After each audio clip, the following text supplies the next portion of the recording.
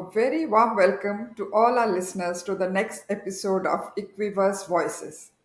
Equiverse, a universe where gender equity is the norm. Here we explore various pathways to shape a gender equitable world.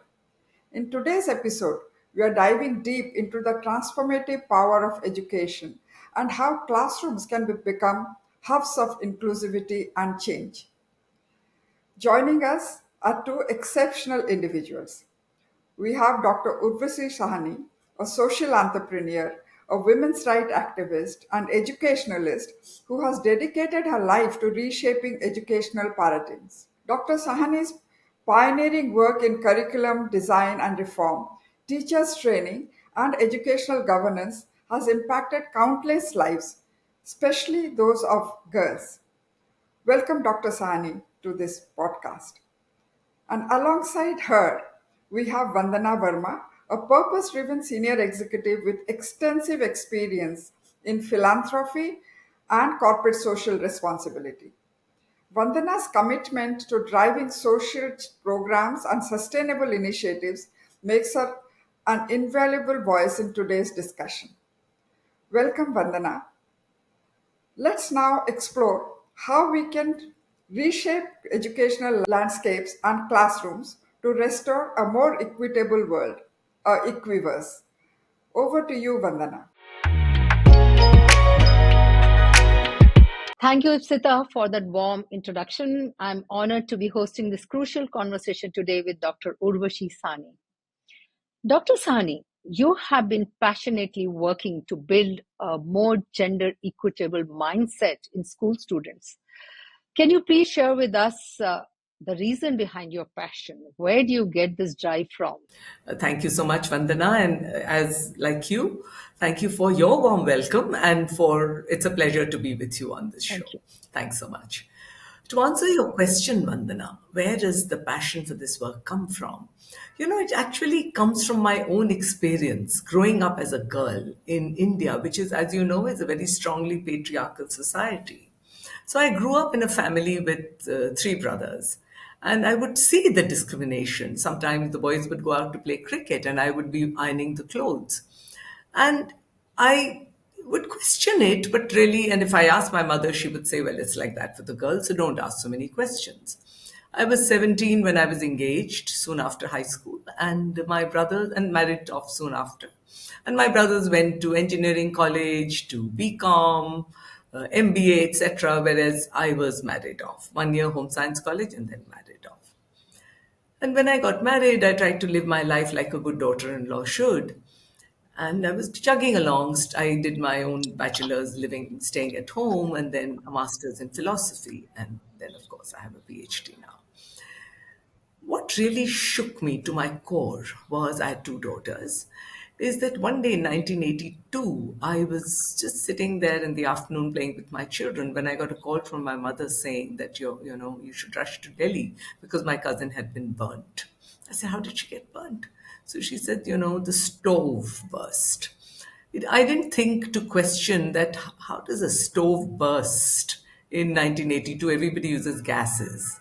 But I just went, and by then she had died, leaving behind a 2 year old daughter and signing a suicide note, which again doesn't seem plausible to me at all. I was so shaken up by this that I came back determined to do something about it, also with many questions. Why did this happen? Why couldn't she tell anyone? What went on? Her husband was a chartered accountant. They lived in Lajpat Nagar. It was a fairly, easy life, like many. And I started an organization called Suraksha, and where I thought I would help women in distress so that they had somewhere to go where my cousin didn't have anywhere. While doing that, I also went to schools like Loreto, La Martiniere girls, and started talking to girls in schools and colleges about their lives and trying to inspire them to be more empowered. It was during that time that the penny really dropped. I said, these girls are just like me.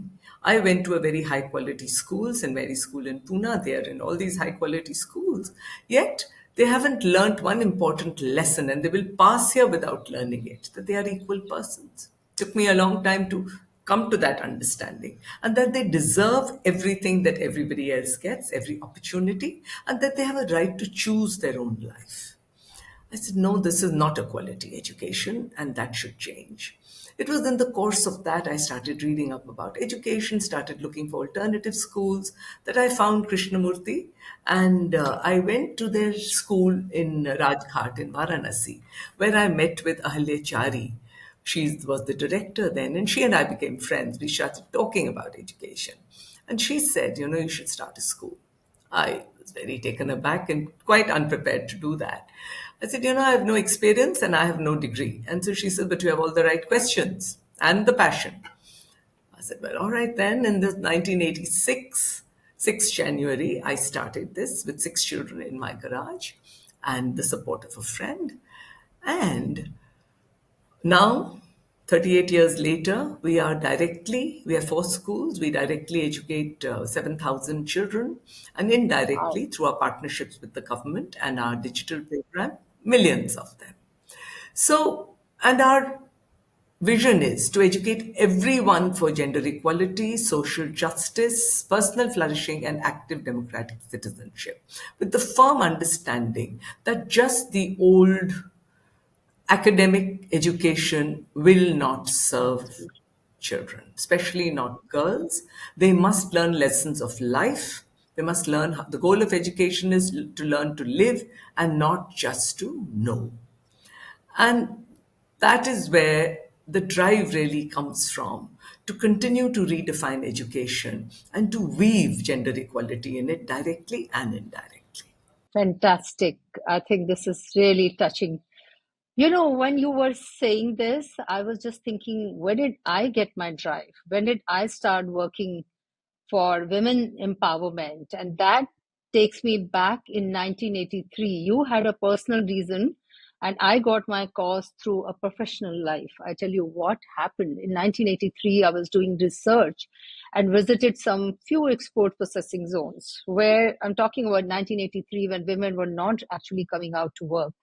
And I noticed that certain industries like watch, computers, electronics had 100% women employment in the most laborious assembly lines. While not even a single man was hired, they were doing other work. And these women would work for 8 to 12 hours, taking not any break, only the lunch break, and soldering chips while men were all enjoying other kinds of jobs. Well, we had spoken to those employers, and watching them, I really questioned the myth that we were explained of the nimble fingers and patience, or that only women can do this work. While I actually realized the truth, these women agreed to do this work even when it was a back-breaking and not much premium wages. They were conditioned from their childhood that the tasks that they were doing, cooking, embroidery, child to animal caring, or restricted from socializing or going out of the house, actually conditioned them and made them accept. So these are the culture norms that start from the childhood. And then we saw even multinational companies coming in India were thinking that this is the only way to do it. It wasn't their natural ability, but about the societal roles that were shaping the workplace dynamics. I think that was my starting point to start this working for women and believing that they can do something else. It's really, really interesting how we get our drives. Okay. Now, sorry. I just want to add to that, Vandana, just taking off from what you said, that really exactly what you said, that, this is the way girls are socialized, this is the way they are conditioned. And so what I mean by saying that teaching lessons of equality in the classroom is, which I think are as important as Absolutely. any history, geography, math lesson Yeah. that you can teach, is trying to decondition them, trying to teach them that, hey, all of this is not natural, it is not God made, all these roles. They are all human made and they can be unmade. And women can do anything. And so, whatever lessons of inequality you have learned growing up in your family, society teaches you this, the media teaches you this, those are false lessons and they can be unlearned. Now, families aren't going to do it because they have bought into those Absolutely. roles. Absolutely. Society is not going to do it because they create those roles. So who's going to do it? So I think education is a very good place to do it, and that's what we. I really marvel your passion. I think this is the root cause and which you are working upon. So I think when you do this work, Dr. Sani, I please share with us the challenges faced by these educational institutions today, particularly at the primary and secondary level in terms of gender equity. How do social norms play out in schools, and what impact do they have on students' learning experiences? You know, schools don't fall from the heavens. They are all part of society, and the people who teach them, the people who run them, also come from the social milieu around, from the same ecosystem. So they are also conditioned in the same norms, which they tend to play out in the classroom. I'll give you a small example. This is about a rural school where I was doing my fieldwork for my PhD dissertation, which though I got it from UC Berkeley, I did my fieldwork and my study was a rural school in India, very close to Lucknow. It was under a tree, the class. And what I noticed was that, of course, boys and girls sat differently. First of all, the power structure in the school. The principal was a man, and the teachers were all women. Okay. So, very clear. Then, secondly, there was this young girl who knew very little and she was in class three. Her name was Geeta. So I asked her teacher, I said, why is she in class three? She doesn't know the letters even. She says, Ye to you should ask the principal. He has given us instructions. All girls should be passed regardless, whether they know anything or not. So one day I asked him, the principal rarely came to school. When he did, one day I asked him, and I made the mistake of asking in front of the children, and some of the parents were also there. Open air mein tha. So I said, Sir, why did you do this? So he says, because I know that parents, these girls will get married in class 5, so they should at least have a class 5 certificate. I said, but why do you allow this marriage in class 5? You're such an influential person, you should be stopping it. He said, no, I think it is right. You don't know. The whole atmosphere in the village is not safe for girls, and so they should go. I said, what is this? That Hindi में मैंने कहा कि आप लड़कों को तो राक्षस बनने से रोकेंगे नहीं और लड़कियों को बेड़ियां पहना देंगे. ये कहाँ का न्याय है? That you won't stop your boys from doing the things they should not be doing, but you will cage your daughters so that they pay the price for your boys' misbehavior. How is that fair? So, see, this is one example where the school has totally bought into the norms, doesn't want to challenge them, but is trying to actually perpetuate them in the classroom too. That is one. Secondly, what you find is that there's a lot of talk about how girls should not speak too much, they should not argue too much, they should not confront people too much, even in schools. They say, you're not behaving the way you should, behave yourself. This is not the way girls are supposed to behave. Whereas boys are encouraged to be strong, to be aggressive, to be confident. Girls are taught to be demure, and even in schools, that is perpetuated. In government schools, the other ways in which I think it is perpetuated and how gender equality plays out is, very often girls don't come, their attendance is poor. And I remember asking the teacher that this child has not come to school for a long time. So I said, maybe there is another child in the family, so she's been kept home to take care of them. Maybe the mother has died, now she has to take her place. 9-year-olds. Huh? Maybe she got married. But they do nothing about it. They just accept that this is what happens with girls, and so, too bad. So that's another way in which you're perpetuating gender inequity, because you will not challenge the mindsets or the norms that bring those about. So in our school, actually, I've developed a critical feminist pedagogy. We not only teach girls that this is wrong and they should challenge them. Secondly, of course, we don't duplicate any of these norms and behaviors in school. We also intervene with the parents and try to change their mindsets so that they understand that their girls are equal and they should become their allies in their empowerment. Right? So schools do it in two ways. One, by engaging in those behaviors, discriminatory behaviors, as I described. Two, in not challenging the discriminatory behavior that they see. And in fact, accepting them as the norm. That's not good, but well, we can't do anything about it. And not taking any active step to stop it, or even teaching their girls that they should be challenging them and raising their voice against any kind of discrimination. The other way, that they perpetuate the social ideal archetype of what boys should be like and what girls should be like. Boys should be strong, macho, they should not cry, and if they are violent, well, that is the way boys will be boys. And girls, of course, should not be like that. They should be pretty, they should be demure, and that's what a girl is. So when you perpetuate that, then again, you are actually promoting gender inequity. Then, thirdly, are you raising any aspirations in your girls? Are you teaching them? Are you asking them many times, what do you want to be when you grow up? What is the career you have in mind? Why aren't you taking math and science? Girls don't take math and science because their parents don't let them. It takes too long and it's too difficult. Girls shouldn't do it. Now, when schools are adopting this path, how do you expect to break the stereotypes, which are false stereotypes? So actually, primary schools, upper primary, all level schools, and even higher education, they Yeah. need to change their own mindset. The new education policy has gender equity very centrally in their policy that we should be. So then we need to change many mindsets: teachers, parents, principals, and of course students. You need a proper curricula in place that will directly address the problem. Of course, while taking care Yeah, of the that's kinds of examples you give, the pictures you see, that's one.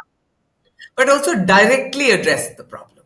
Have children engage in these discussions, girls and boys both. Teach them lessons of equality in the official curriculum, just as you teach anything else. We do that at SHEF.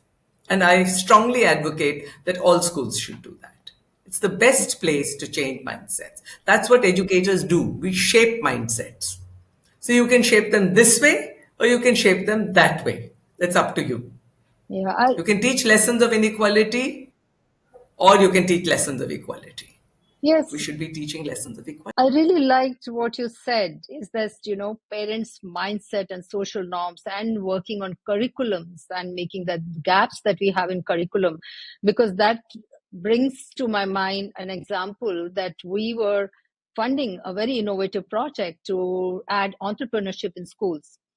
And as remember, this was not a very rural area where that we get the curriculum and the school where they said only boys will go out. This innovative entrepreneurship was not students learning in the class, but going out in the field and learning how to learn about beehives or making honey and other things.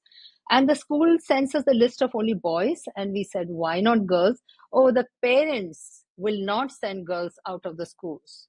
So it is, we want to, but the social norms are such, the society will not like it. And I think what you're saying really makes sense, that how this impacts the learning ability in schools. And what you're doing and the importance of what you're doing makes sense here. Thank you. So I think when we are talking about these challenges are enormous. There are even more challenges in terms of resource disparities, society expectations, and we can go on in the list. But then I would like to know from you, how have you managed to counter these challenges? Would you like to share a few impactful interventions that can be adopted by other schools and tackle this inequity when they are running their curriculum and running their schools? Okay. In terms of challenges, first of all, that many people ask, that don't you face many challenges from society, from parents, because you're going against the social norms, right? So my simple answer to that is that I never expected this to be easy. So when there are challenges, I don't find them hard because I knew there would be challenges. Now, what are our interventions? As I mentioned, I developed a critical feminist pedagogy, which what it does is it directly has discussions once a week with girls, and we do it with boys also. That what is your life like? What's your day look like? Why are you not getting the milk and why is your brother getting it? Why does he go to a private school and you are either not sent to a school or sent to the cheapest government school that they can find? If there is a child at home, why does he's older than you? Why does he not stay to look after the children? Why do you have to drop out of school? At home, why does the father beat the mother? Why does she not retaliate? When does she ever beat him? The answer, of course, is they laugh and say never. With boys, you go out to play in the evening. Why does your sister not go out to play? Oh, because she has she has housework to do and it's not safe. Hmm. I said, well, does she like it? So they said, yeah, she doesn't mind. She stays at home and plays. I said, no, why don't you ask her? So they went and asked and they came back. And I said, well, what did she say? So they said, no, she doesn't like it. She also wants to go to play. I said, so what can we do about that? So one of them said, we'll take her with us. Then our parents will let her come. I said, and what about all that housework? So they said, oh, come on, my mother will do it. She will do it when she comes back. Don't worry about that. I said, no, we have to think about that also. So then finally, one of them said, in a very small voice, maybe I will help her to do the housework and then we can both go. I said, see, what a good idea. So trying to show them that, they must share all the work and share all the opportunities. Girls and boys must share the housework at home. They must share the outside work and the bread earning work outside also. So we have these critical dialogues where we actually actively discuss things like child marriage, all the causes, domestic violence, all the causes, and then rehearse solutions. Why girls are not sent to school? Why only girls must get married and go away?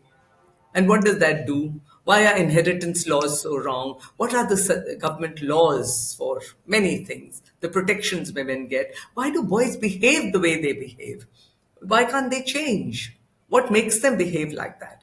And when children grapple with all these, as you saw, look how they come up with solutions. Then we do a lot of theater and drama where they play out all these solutions and we invite the parents. So it's a safe space to confront the parents, show them how you feel, show them how hurt you are at the discrimination, and please don't do this to us. I've seen fathers cry. I've seen child marriages stop because we do this.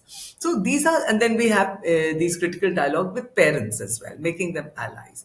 And our latest intervention is building a life plan with our girls, starting with class 8. Since they're in class 1, we keep asking them, "Bade hoke kya banoge? What will you be? Who will you be when you grow up?" Kesara Sara. And then when you are, as they grow old, write a detailed life plan that you want to be this. What kind of education will you need? How much money will you need? Where will it come from? What will happen? Then, not just that, we get parents to sign off on those life plans, which we discuss with them. Otherwise, girls are planning a career, parents are planning a marriage for them and they don't meet and you know who wins. So it's very important for parents to be party to that. So just very briefly, what we do is that we change mindsets of our girls, empower them so that they can raise a voice and we build agency and aspirations in them. And also important lesson that this inequality is not God given and it can be changed. With boys, we teach them the same lesson, but also teach them that, patriarchy is not your fault, but it's very cruel to all your sisters, your mothers, your aunts, your girlfriends, all the women you love. And guess what? It's not very good for you too.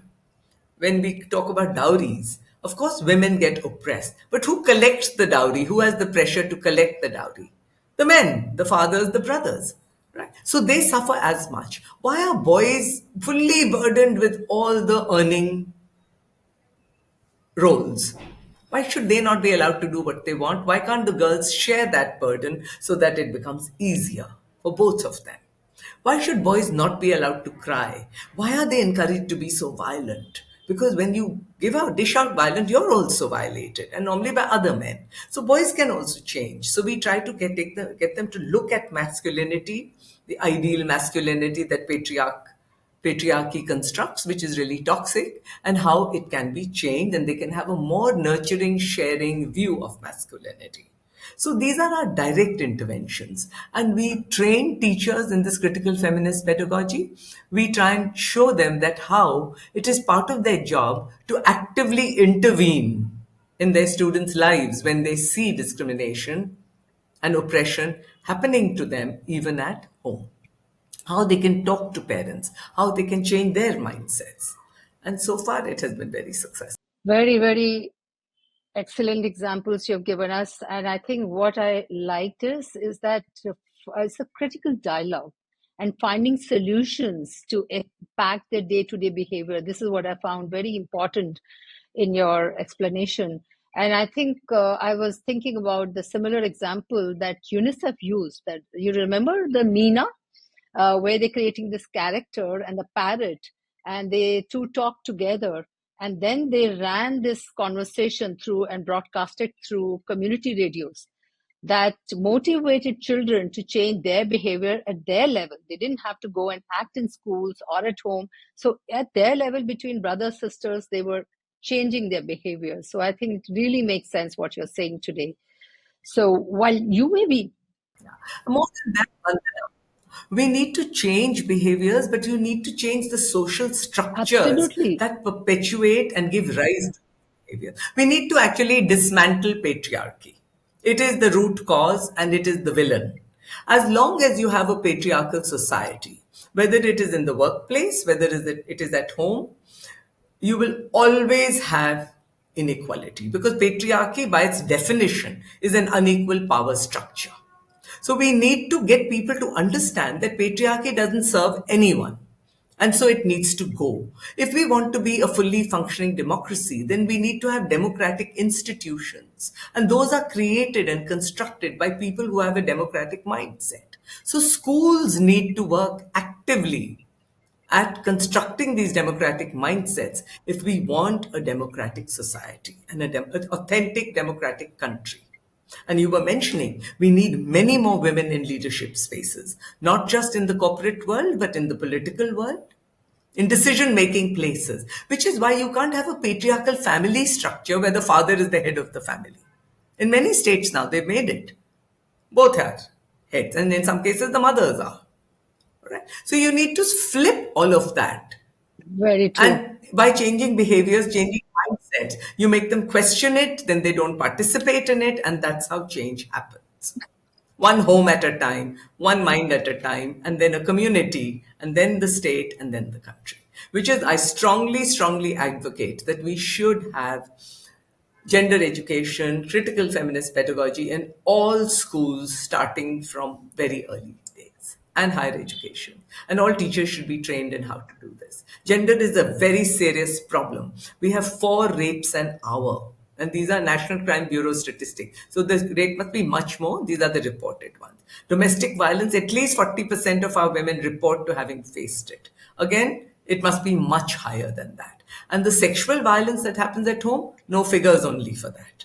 18 dowry murders a day, even now. Right? And the list goes on, not to mention all the sex selective abortions of female fetuses. That rate is very high, at least 500,000 a year, and maybe more. So the point is, it's a serious problem.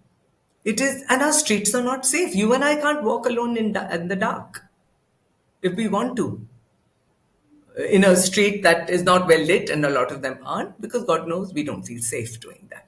Why in a country like this should 50% of the population feel unsafe in the womb, at home, in the workplace, on the streets? By the way, this is not only in our country, and our country, of course, is there, but you will be surprised the women talk about the same issues in Africa, even in Europe. Maybe the degree and examples could be different, but it is true.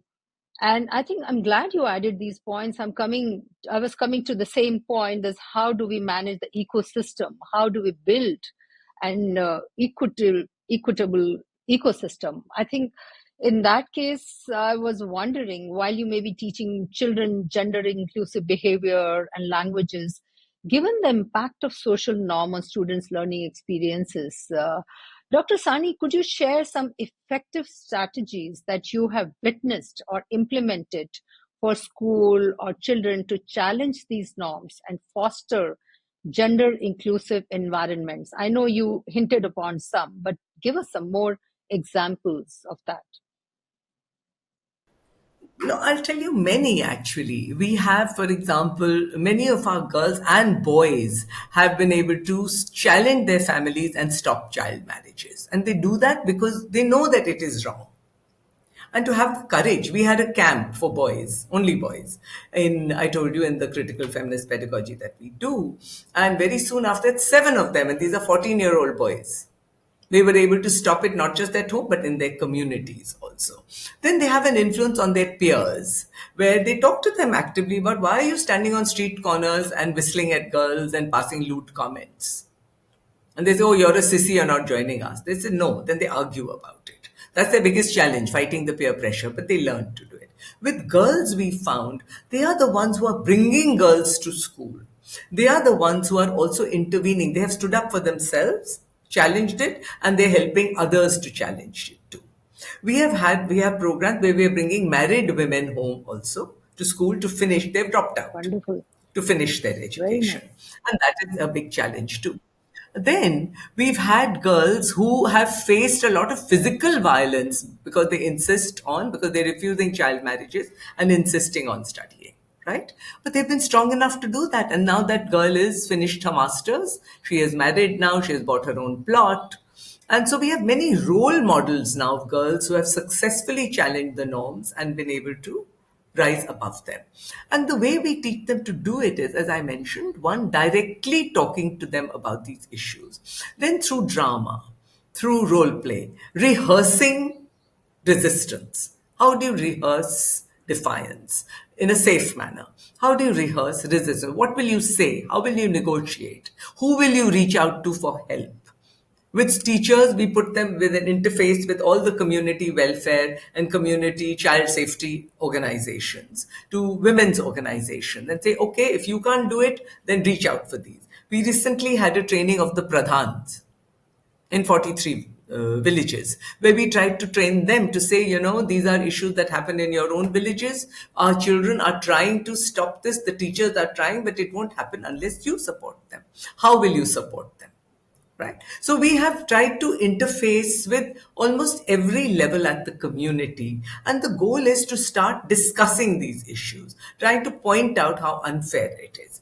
Because, what is going on is if these norms are not challenged, people continue to believe that they are somehow God given because religion is supporting it, society is supporting it, tradition is supporting it. And so when someone challenges it, for example, simple thing, why does the mother never fight back when her husband is hitting her? He said, no, no, because society doesn't accept it. I said, when she's outside, will she not, somebody beats her, what will she do? She said, oh, so she'll take out her chappal and give it to him. I said, then at home, why doesn't she at least hold his hand? Right? Because, and I told the police the other day, they had come to do some training on, these 1090 and all these helplines to our girl. I said, ma'am, we should change the name domestic violence. We could call it violence. When you make it domestic, somehow you reduce the criminality of it. It's not an option. This is criminal behavior. We should call it criminal behavior. Like dowry. We should stop calling it dowry. We should call it dhanda. Because you're actually selling your sons with great band, baja, barat, And whereas if you sell your daughters, you know what it's called.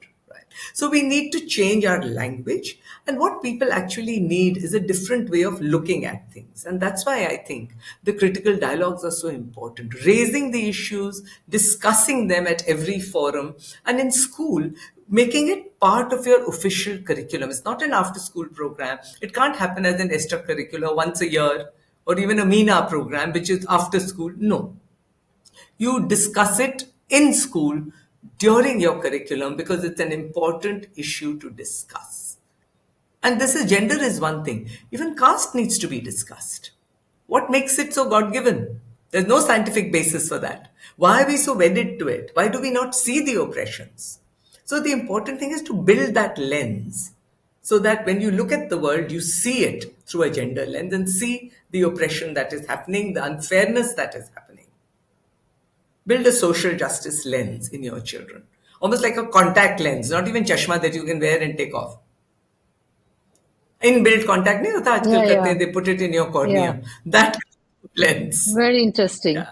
Yeah, I think what you say is very important. The social justice lens. I really liked it. And with that, I was also thinking that how can we leverage technology? How can that you're bringing even married women to school? Is there any way we can use this today's AI world where there's this AI and sophisticated tech products that we can reach how to girls, maybe married girls and their homes, or maybe use that in different ways. What are the possibilities that we can use this to promote gender equitable thinking amongst the school students? And if you have some ideas on that, could you share a real life scenario if you have witnessed the implementation of such tools resulting in an impact of students' learning experiences? Exactly. So, for example, COVID was a great teacher and gave us a great opportunity to experiment.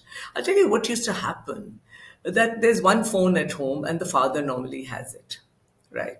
And when the girl needs it, he's not prepared to give it.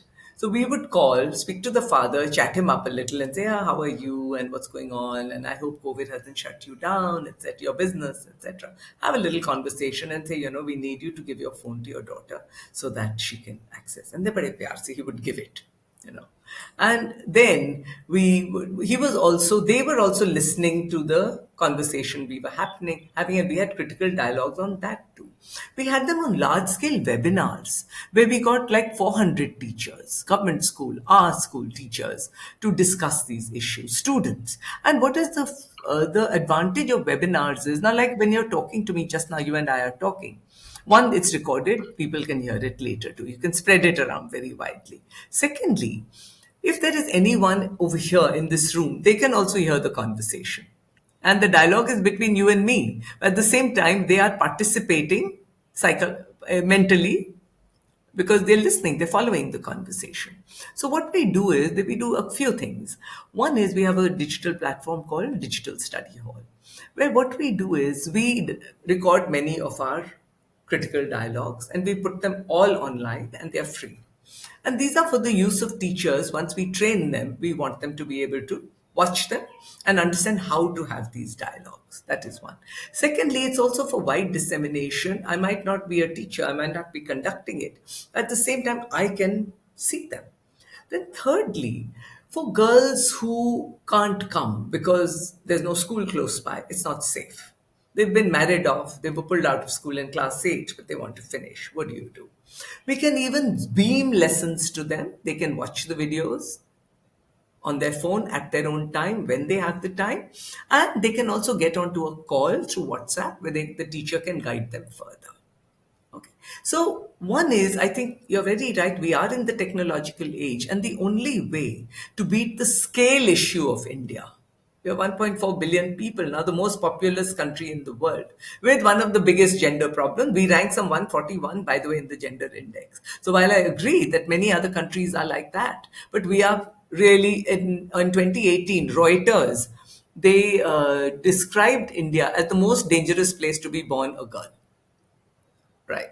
So our problem, because the numbers are so large, is pretty acute. So the only way to address that scale is by using technology and leveraging it. So what you can normally, a classroom is 30 children, 40 children, kitne ho jayenge? But through technology, you can multiply that by thousands.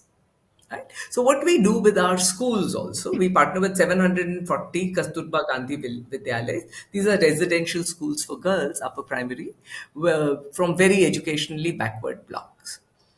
We train the teachers, 3-day teacher training in person. We've also done it virtually, but we prefer to have some face-to-face contact. So it's a hybrid model. After that, we have a full-on call center. Our girls and the people who are manning it, they're trained. They call them, they ask them, they support them through that, and we leave them with the videos that they can watch of the training and of these lessons, which they can then use in their classroom.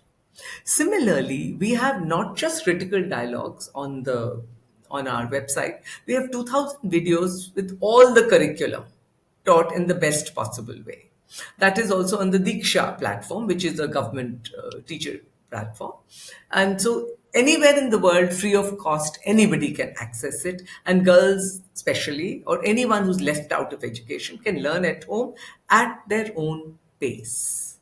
Right? And if they need facilitation, they can always call us and we will facilitate. Fantastic.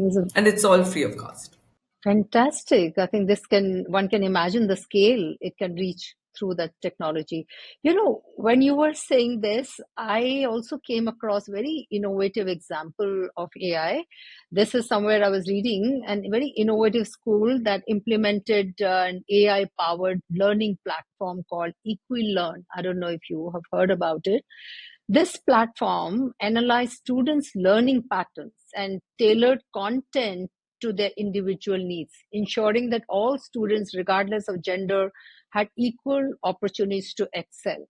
So, what did they do? For instance, this Equal Learn identified that girls in the schools were underperforming in personalized tutoring sessions, and they were not participating in interactive simulations and engaging projects specifically designed to spark interest and confidence in STEM for girls. It also included modules that highlighted female role models in science and technology, breaking down stereotypes and showcasing diverse possibilities. I thought this is also an excellent example how the AI can perform in bringing innovative ideas for learning. I Exactly, don't think exactly. I've And explained this very well. We can redo this later on. Okay. no, no, Yeah. no, of Yeah. course. Of course, you have. No, no, you're right. One is giving access, and the other is actually inspiring or activating girls and boys' curiosity, and also helping them to break the stereotypical mindsets. See, just giving them the traditional education, even if it is an excellent kind of education where you're teaching the math and the science and the history very with great panache, with great quality, and children are very interested, they're performing well. IIT students, all very interested, performing well, they are superlative. At the same time, they could continue to be very strongly patriarchal thinking because that part of it has not been challenged or been addressed. So I think if we are talking about gender equity, we need, of course, to give access to girls and boys wherever they are. If they're out of school, they should get access. And this is a great platform. Secondly, and to my mind, even more importantly, it can be used very skillfully to get them to question patriarchy and the social norms associated with that, the power structures, the unequal power structures, and to think of how those might change by also seeing how other conversations are happening. What is this dialogue? What are the questions being asked? How are they being answered? And then what are the questions they have Yeah. based on that? Getting them to question it, activating their curiosity and getting them to question it. Developing a Absolutely. feminist consciousness. Yeah. Hmm. And the social media can play a big role in that. I really think that what you're doing is so important. The changing mindset at a very early stage is the crux, and the way the pedagogy and the small, small things that you are touching upon is the really can make a big difference. So I think we can talk about this, and there is so much I would like to know more from you about their intervention strategies. But I think it's not possible at this platform. Before we let you go, I would like to pick up some words of wisdom and some practical tips. What advice you would like to offer to parents, educators, and policymakers who are really committed to promoting inclusive learning environment and empowering all students regardless of gender? How can individuals like me and Disha or anyone else contribute to fostering gender equity in their own areas of influence? Okay, so I think there are two parts to your question. One is directly related to education, and what can educators do? I think educators can actually change the whole game plan if they commit to doing this. And now, actually, the new education policy has made it almost mandatory. One is, of course, make sure that girls get access. And by access, I mean that one, sometimes girls don't come because it's not safe. They can't walk the distances. So, all right, then provide transportation, find strategies to make it safe for girls to attend. Very important. But that's not enough. You can, and then fight all the social challenges that are keeping them out. Why aren't they coming? Because they are stuck at home doing all the household chores, because they're stuck in duties of childcare, and because they're sometimes standing in for their mothers. Okay. So educators need to find solutions to all of that too, to persuade parents that this is education is the only thing that will break the cycle of poverty, their cycles of poverty, and that will give them a greater, better future. So I think educators need to change their children. First, great access, by which you need to change parental mindsets, which means you step out into the community and not just deal with the children who are coming and make this, oh, but the others don't come. If they don't come, why don't they come? What can you do? How can you bring them? What are their challenges? How can you address those? How can you persuade parents? Secondly, and I think very importantly, mere access is not enough. You need to address the gender issues that beset all our lives.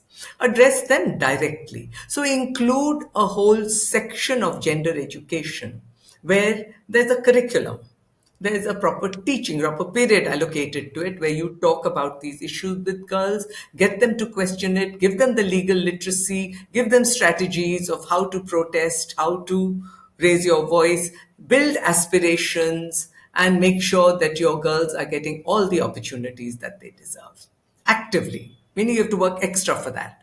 Secondly, for boys, what are the hidden lessons that you're teaching them? Are you training them to be these macho, violent, dominant, domineering boys that already exist? Right? Are you doing anything to counter that image? Are you doing anything to deconstruct that whole idea of masculinity? We need to address that directly too. And we need to work very actively with the parent community that you change their mindset. Unless you take that on as a real task that educators must do, that is part of what they should be doing. Just giving access and providing the same old, same old, same old is not going to bring about gender equity, right? Then you asked that what can people like all of us, the lay people, people in the community, what can we do? I think we need to participate in these discussions actively. You see something happening, say no, try to stop it. If there is someone and normally child marriage, we have a very high rate, by the way. 1/3 of the girls child brides, I think we should call them girl slaves, are in India. All right. And who are they are the poorest of the poor. Well, poverty is not hidden from us. We have house help. If you see something like that happening, intervene, say it is wrong, stop it, report it. All right, follow the law. Do not make sure that somebody is going in for these sex selective abortions. Put a stop to it. Right? You see domestic violence happening in your vicinity, ring the bell, put a stop to it, report it. It cannot be a domestic issue. That's why I'm telling you we should drop the term domestic. But most importantly, as women, learn to be strong advocates. If you're mothers, how are you raising your girls? How are you raising your boys? Give them a upbringing that teaches them to become equal thinking, equal behaving individuals. As women, learn to step out, take your own decisions, manage your own money, and don't fall into the trap, the patriarchal trap. Oh, then you can get taken care of. Learn to be independent. At your workplace, learn to speak up against discrimination.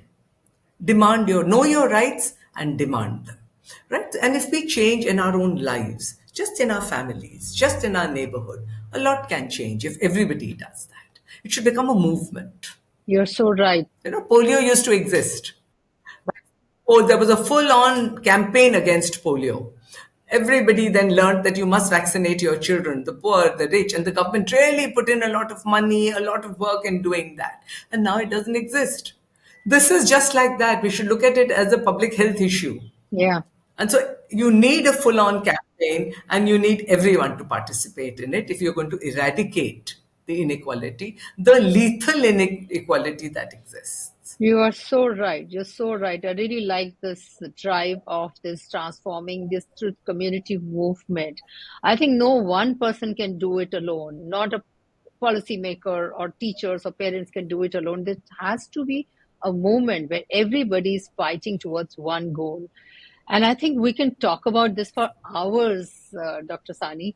And these are such interesting issues, and I would love to get into conversation with you on that. But I can see the time is slipping by, and we need to conclude this episode.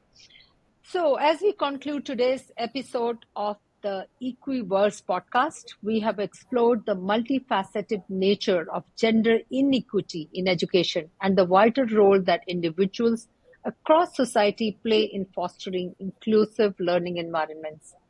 Dr. Urvashi Sahni has provided invaluable insights and actionable strategies for promoting gender equity in classrooms, empowering listeners to take meaningful steps towards creating positive change in their own area of influence. What we need to remember that each one of us has the power to contribute to a more equitable future for all. Let's make our own action plan to take baby steps to work towards this cause from today. Thank you for joining us on this enlightening journey. Until next time, let's continue to striving towards creating an equiverse where gender equity is not just a goal, but a reality. Thank you for joining us for this very interesting and insightful episodes of the Equiverse Voices. As always, our speakers have shown us such interesting paths towards shaping the Equiverse.